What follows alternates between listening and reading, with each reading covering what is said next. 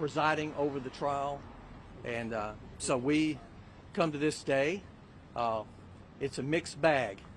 There are good results and bad results mixed together. We're grateful for the not guilty verdicts that were received. We're disappointed in the guilty verdicts. If you look at these charges, there were many charges leveled against our client, Mr. Rhodes, and all the other clients. I assume that some of the other lawyers will talk to you about their clients, but we certainly are thankful for the not guilty verdicts that Mr. Rhodes received. We're disappointed with the guilty verdict. We feel like that we presented a case which showed through evidence and testimony that Mr. Rhodes did not commit the crime of seditious conspiracy. There was no evidence introduced to indicate that there was a plan to attack the Capitol. So I just want to say that we are grateful for the opportunity we've had to present the evidence on behalf of our client, Mr. Rhodes, and we're willing to take any of your questions. Mr. Bright? After 10 weeks of work, I think Ed just said it all. Do you have any plans to try to appeal? Of course. Okay, excuse me, Ed. Can you move? Jesus, I hate this town. We do. We're appreciative. Thank you very much. It's been a long 10 weeks. I'm ready to get back to Texas without question. I think Ed said a lot of it.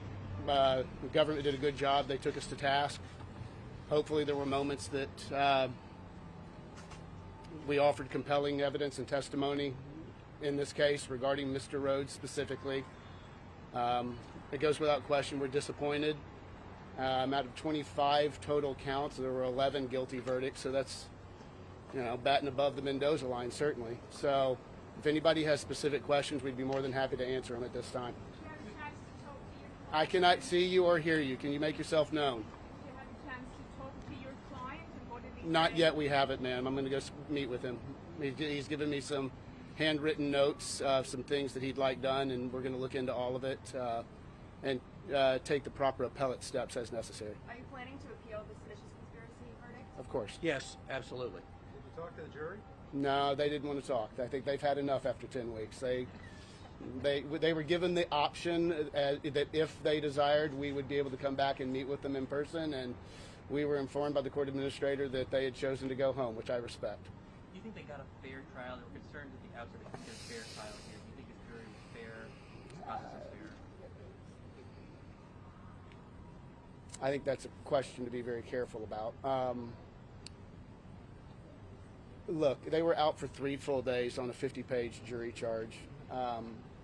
It's hard to argue that period of time they hopefully gave good conscience and thought to the verdicts they were rendering. The way that the verdicts were delivered seems it seems that they took the time to piece them apart. Like with Mr. Rhodes, guilty of one count, not guilty of another, then the next 15, 12, guilty, but then the next one not guilty.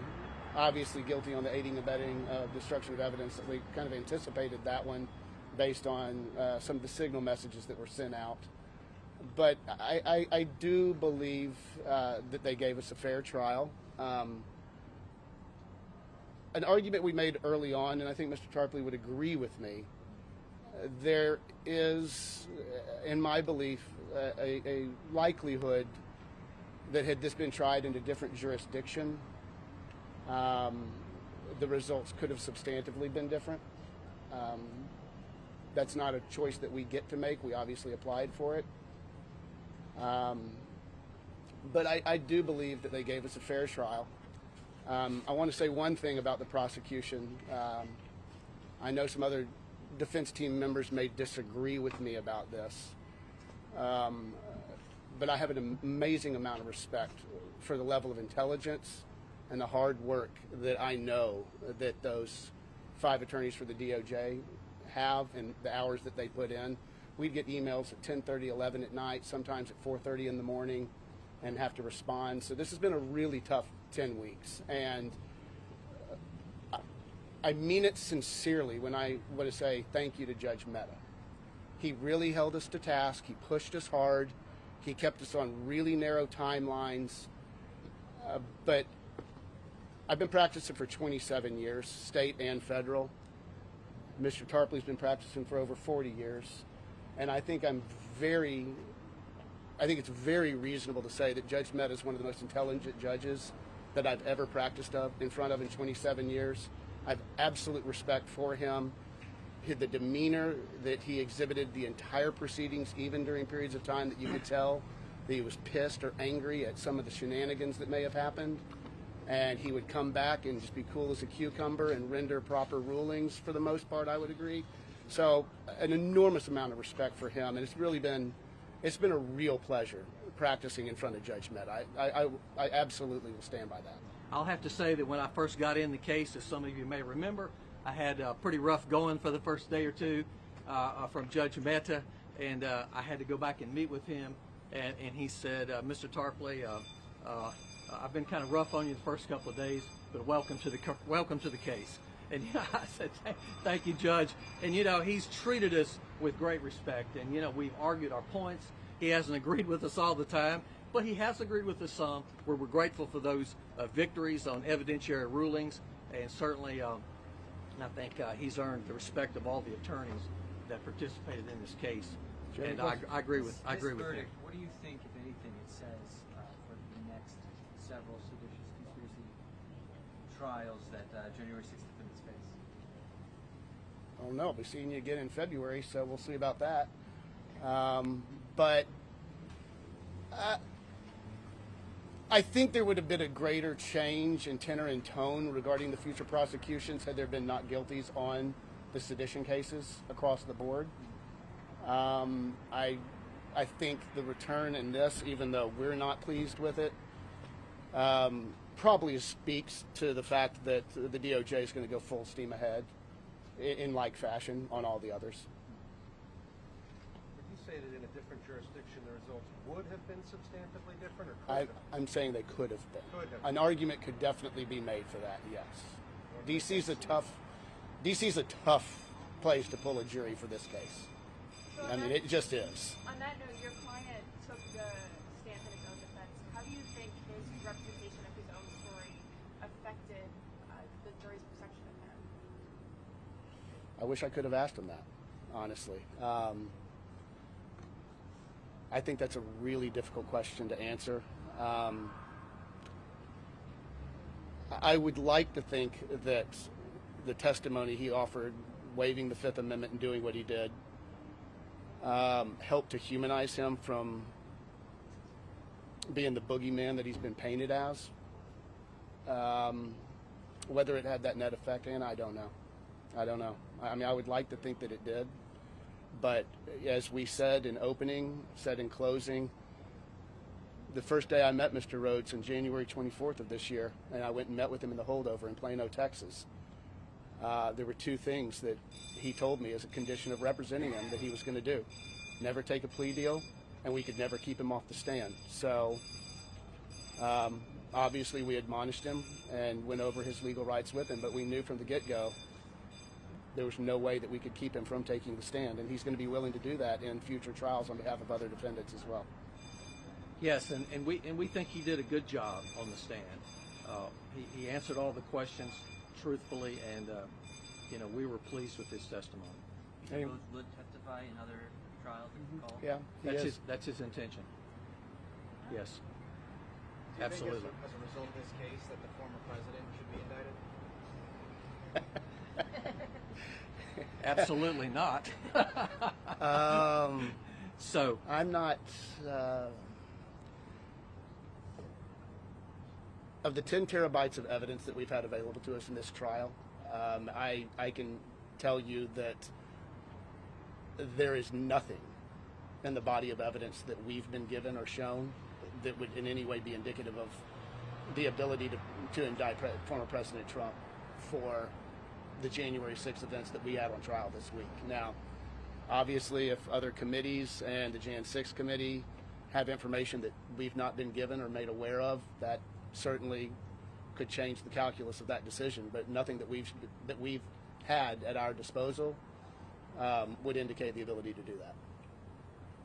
I agree completely. Anybody else? Kelly Sorrell goes to trial. Will he testify in that case, even though she wouldn't testify in his? Kelly Sorrell. No, I know who she's talking about. I don't know. I haven't had that specific discussion with him, but I know that Mr. Rhodes has made it very, very clear that in the next couple of trials, February when Michael Green goes on trial, we had to talk with Mr. Green's attorney as recently as last night and spoke with Mr. Rhodes as recently as today, and that's certainly something he is intending to do and willing to do if asked. Anybody else? Do you think the jurors are going to talk to you? They're not. No, They're they're not. not. No, ma'am. They're not. They're not. And we'll respect the boundaries on that. Absolutely. Well, Washington, it's been a pleasure. I'm we- going back to Texas. Well, we are. Well, let me just say this: we are grateful. The press has been very kind to us, so we want to thank all of you who have waited out here diligently to speak to us. It's been a pleasure to get to know you during this last 2 months. We appreciate the work that you do, and let me just say it. I said this to the reporters inside with Lee that it's a mixed bag. I mean, there are guilty verdicts and not guilty verdicts running side by side. So this is not a total victory for the government in any way, shape, or form. And so we are grateful and thankful for the fact that the jury found these defendants not guilty of many, many counts. So it's a complicated jury verdict.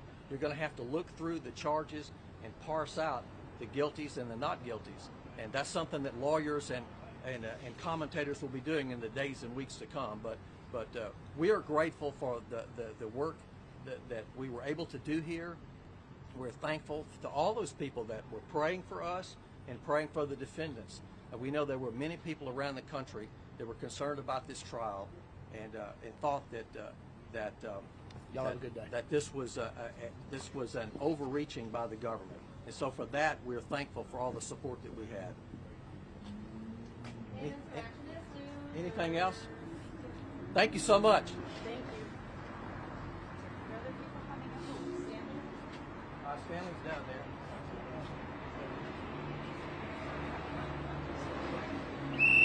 Insurrectionist losers, remember me? Remember when you called the police on me? Standing here. Alright,